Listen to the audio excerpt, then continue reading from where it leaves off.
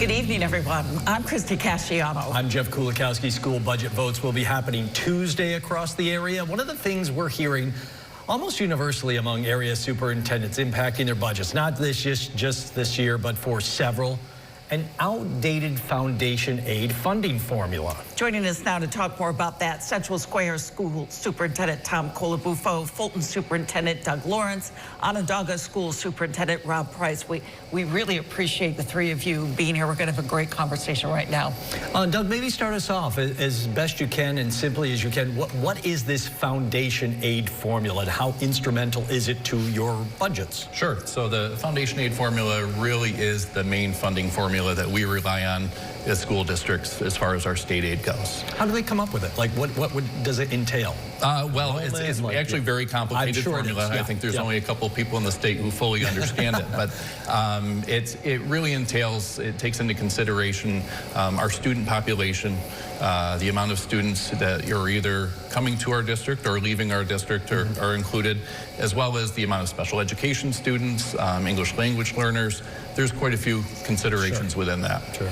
Yeah, it is a little complicated. Rob, how big of a piece is this funding for your school district? So state aid overall is 51% of our revenue. So from a state aid standpoint, it's very significant. And the foundation aid formula just on its own is about 27% of our state revenue from taxes. Tom, give me an idea as best you can tell. When was the last time this formula was updated?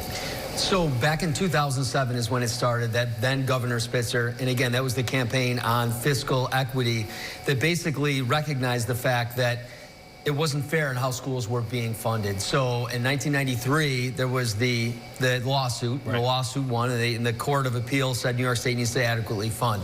So it was really in 2007 is when it started, and then in 2025, they made a shift. But looking back at 2007 to now, Central Square did not receive $75 million is really what was withheld if you look at that original formula. Over how, so if you look at 2007 and 8, it was 10.5 million. And then it was about 10 million the next year, and then 8.5 million. Around 2017-18, it started to level off. They're actually using the formula in full. But even with that, as Doug said, that they're not really adequately looking at things about poverty or ELL students or students with disabilities so that it would be adequately funded. Rob, do you have a similar number as to Tom? I have those are proportionately smaller, but over the last 20 years is where we're going on since 2007. Onondaga Central has also lost millions of dollars with the way the formula has been being run. Last year was a little bit improvement for us, but not all the districts across the state or the region last year saw much of an adjustment. Just a few districts did. And something just struck me, what you just said, lost millions. You're not saying thousands, no. You're saying millions. Yes. Doug similar. Very similar to Fulton, millions of dollars a year over the years. But as Tom also mentioned, more recently, while the funding has leveled out a little bit, the actual formula hasn't been updated. So the amount of money, like let's say for our special education students, is not adequate with today's needs of students. Right, so you've had to adjust. Correct. And it's been painful, hasn't it? Yeah. Yes, in keeping, our goal is to keep class sizes small and provide students with all the programs that they need and remain competitive with our neighboring school districts. But you keep hearing, though, out of Albany, we're funding this 100%, which technically they are, but as you all are saying, that formula is so woefully outdated that even at 100% is far below what you guys should be. And if I could jump in, back in 2007 when they were doing this, I don't think they realized the crisis for mental health. So just looking at Oswego County, there's things that unfortunately the county is #1 in the state. Suicide, adolescent anxiety, adolescent depression, attempted suicide for adolescents. So back then, there weren't elementary counselors, let's say, or social workers that are in schools. That's millions of dollars now. So when people go to the polls on May 19, it's not just the academic piece. There's school safety, there's mental health, there's so many other things that really aren't funded. Right, and are you also finding that the formula has not changed with the times? That's correct. Yeah. That's just the funding within the formula just has not been updated to 2026 measures. I know it's complex, how could we, I'm going to say fix the formula, but what would you realistically like to see that could at least update it to some degree? I think a first update is just looking at the demographics and all of the different things that we're faced with. As Tom just said, the security that we have in place now and the pieces that we have, SROs in almost every one of our buildings across central New York, that's an added expense. The counselors, the social workers to help us help the students with mental health issues. As an example, as we were talking about, the fully funded, as they're saying it, fully funded in the proposed budget this year for Onondaga Central is 1%, which is $73,000. And I'll round off, I have a $28 million budget proposed for next school year. So a 1% for us with the state aid is $73,000.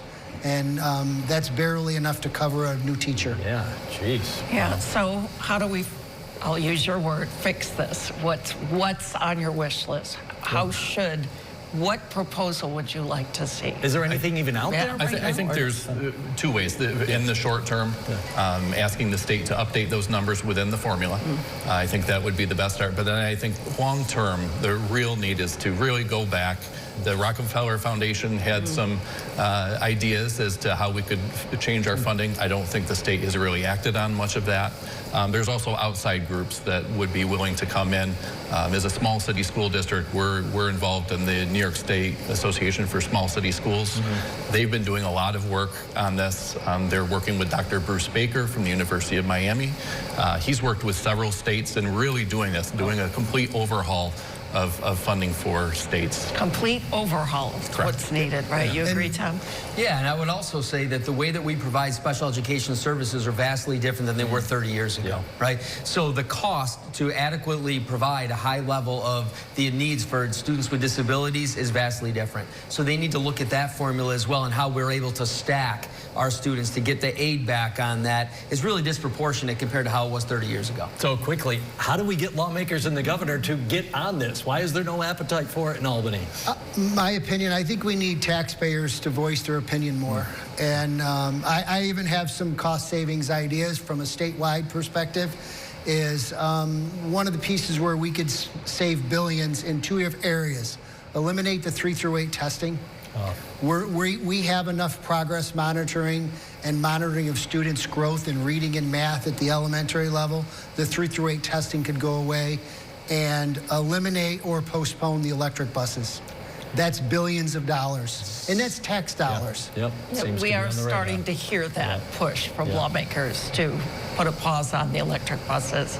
All three of you would agree with that? Absolutely. Absolutely. Yes. Yeah. Guys, thank you so much for coming in. Really appreciate it, and best of luck on Tuesday. Thank you. Thank you. Download the WSYR Plus app on your TV to stream News Channel 9 for free. Just go to your smart TV, search WSYR Plus in the App Store, and download to start streaming today.